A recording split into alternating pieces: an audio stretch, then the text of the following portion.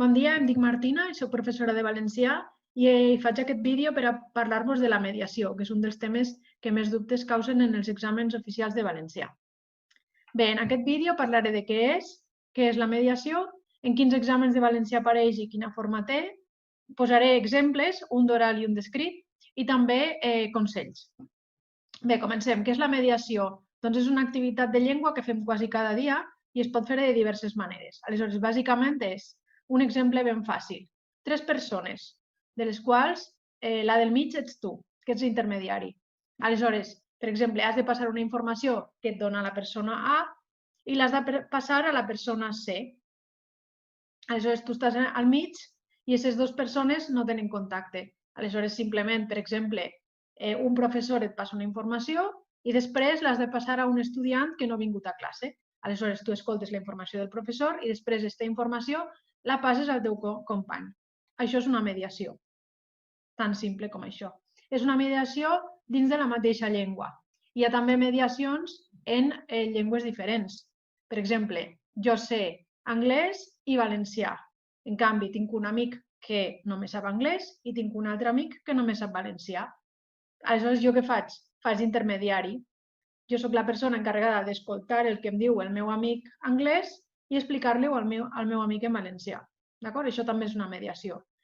Bé, el cas de llengües diferents, probablement en els exàmens oficials no serà entre llengües diferents, bàsicament perquè implica que tothom ha de conèixer la llengua, l'altra llengua, i no és així. Aleshores, normalment en els exàmens de valencià la mediació és intralingüística, és a dir, amb la mateixa llengua.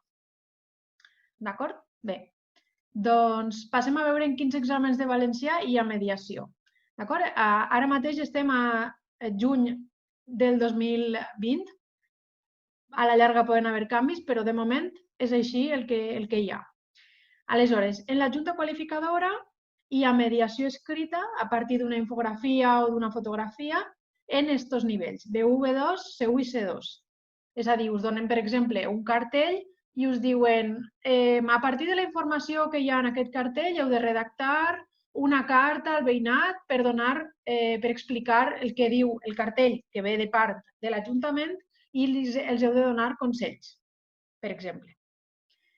La SIACOBA.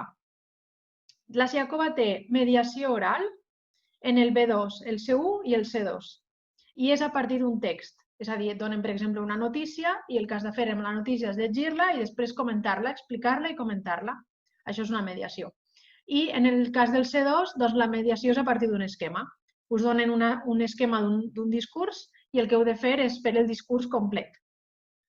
I en la SIACOBA també hi ha mediació escrita, en el C1 i en el C2, i són diferents. En el C1, la mediació escrita és a partir d'un àudio, és a dir, per exemple, aneu a una conferència, escolteu la conferència, preneu notes i després heu de aquestes notes convertir-les en un article per al diari. Doncs en aquest cas és la mediació a partir d'un àudio en la SIACOBA al C1. En canvi, al C2, la mediació escrita és a partir d'infografies, com les de la Junta. D'acord? Donen una infografia, un cartell, per exemple, o una sèrie de fotografies i heu de plasmar la informació de les fotografies o de la infografia en un text. Bé, i per últim queda l'Escola Oficial d'Idiomes, que és qui ha fet famosa la mediació, no? Perquè enguany la novetat de la mediació, la mediació. En aquest cas no hi ha exemples. Aleshores, simplement us puc dir el que hi ha a les pautes de l'estudiant. Hi ha una mediació escrita en el B1, en el B2, en el C1 i en el C2, d'acord? Que pot ser de diferents maneres. Pot ser a partir d'un àudio, pot ser a partir d'un text, pot ser a partir d'una infografia o d'una fotografia. No ho sabem, d'acord? Per això, normalment en els nostres cursos intentem practicar-ho tot. I en la mediació oral doncs, ocorre el mateix. L'única cosa que sabem és que hi ha mediació oral en el B1, en el B2, en el C1 i en el C2 de l'Escola Oficial d'Idiomes en forma de monòleg, que sol durar entre 1 i 2 minuts. No és molt llarg el monòleg. I què significa això? Doncs que hi haurà una mediació oral, no sabem a partir de què. Probablement a partir d'una infografia, d'una fotografia o d'un text. D'acord? Bé. Doncs veiem dos exemples. D'acord? Abans ja n'he dit alguns, però són casos més específics. En aquest cas és un exemple de mediació oral. Diu, una amiga i tu esteu intentant localitzar Pietro, un amic italià que fa temps que no veieu. Al final aconsegueixes trobar-lo a Instagram i xafardeixes les últimes fotografies. Tanmateix, la teva amiga no té un compte en aquesta aplicació. Per això decideixes explicar-li a través d'una nota de veu allò que has trobat. D'acord? I així teniu les fotografies, que és el que haureu d'explicar a la vostra companya. Aleshores, en aquest cas, doncs, haureu de fer, per exemple, moltes suposicions. Doncs suposa que Pietro ja està treballant de cambrer, en un bar, de nit, no? Servint moltes copes d'alcohol. Te'n recordes quan sempre es preparava còctels especials, per exemple, no? Ell es deu haver casat, no? Perquè hi ha una fotografia amb una xica de la mà, doncs, probablement és la seva nòvia o la seva dona, etc. D'acord? I un exemple de mediació escrita, en aquest cas de la Junta, a partir d'una infografia, com us deia abans, que diu: t'han recomanat que redactes a partir de la informació de la infografia el text que apareixerà en una finestra emergent del web de l'Ajuntament, el qual ha d'incloure les conclusions de l'estudi, que els teniu així en la infografia, i un llistat amb 5 recomanacions per a fer dieta digital. D'acord? És un exemple de mediació amb fotografies i un exemple de mediació amb una infografia. Bé, una cosa que preocupa molt normalment als meus estudiants és el tema de quin tipus de text pot eixir?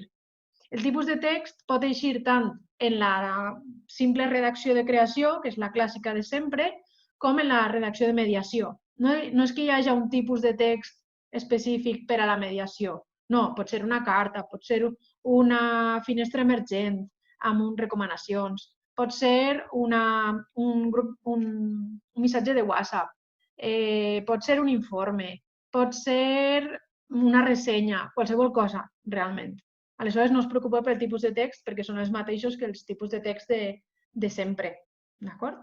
No hi ha un tipus específic per a la mediació.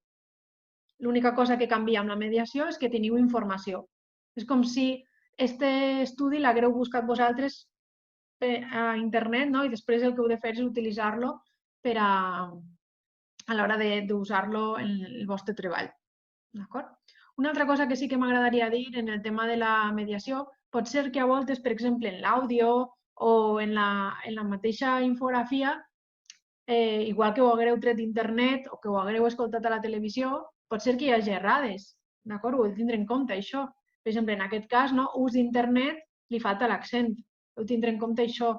Heu de ser capaços també de veure que en el text original, siga d'on siga, això no està bé, d'acord? I vosaltres plasmar-lo correctament perquè així esteu demostrant que coneixeu la llengua. Bé, i en darrer lloc, consells per a fer una bona mediació. El primer és analitzar bé el context de la situació que has de mediar. És a dir, el tipus de text o d'oral que és, aquí va dirigit, d'acord?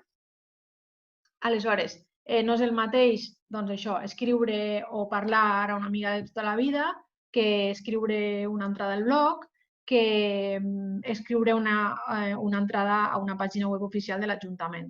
Igual que no és el mateix doncs, parlar amb una amiga de tota la vida que és parlar a la societat en general, d'acord? Aleshores, això us heu d'adequar al context que us demanen. Quina altra cosa és important? Seleccionar la informació rellevant. D'acord? Pot ser que una infografia tinga moltíssima informació. O, per exemple, un àudio té molta informació. Aleshores, vosaltres el que heu de seleccionar és la informació important segons la persona a qui us dirigiu, segons l'objectiu que teniu. D'acord? I una altra cosa important és processar el text.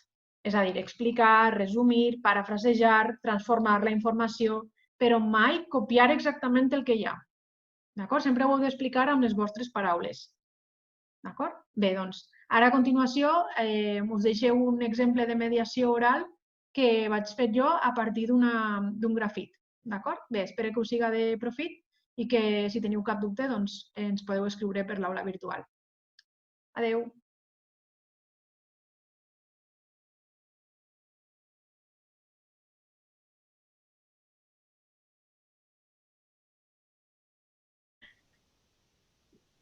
Bé, doncs, no sé si havíeu ja vist este grafit, jo el vaig veure l'altre dia i per això us he portat així, perquè em va agradar moltíssim.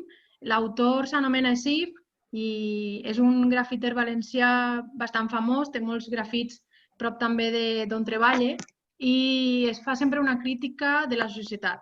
Aleshores, en aquest cas, és un dibuix que té el títol d'obsolescència programada i és una sèrie de gent, una filera de persones que estan en el carrer, perquè veieu com van vestides, sembla que van en el carrer, i van tots en fila índia, com si fossin ovelletes, no? Com si fórem un ramat que va cap a aquest final que podria ser l'obsolescència programada.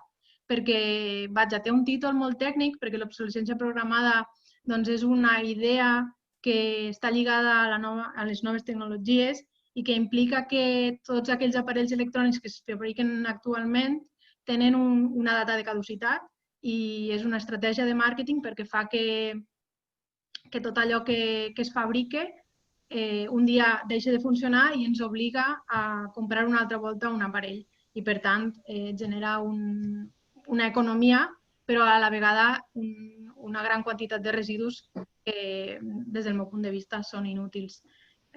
Aleshores, aquest grafit jo el veig així, d'esta manera, com un espill, no? Com que nosaltres ens podem emmirallar en aquest grup de persones, perquè nosaltres també fem això. Qui no ho fa, no? D'anar pel carrer mirant el mòbil sense parar atenció de si passa un cotxe o de si xafa un excrement de gos.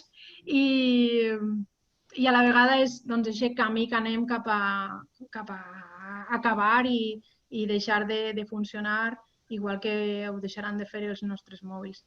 I bé, realment jo crec que va dirigit a un públic en general, estem al carrer i el que vol és fer-nos reflexionar i fer-nos obrir els ulls de dir mira cap on anem, no?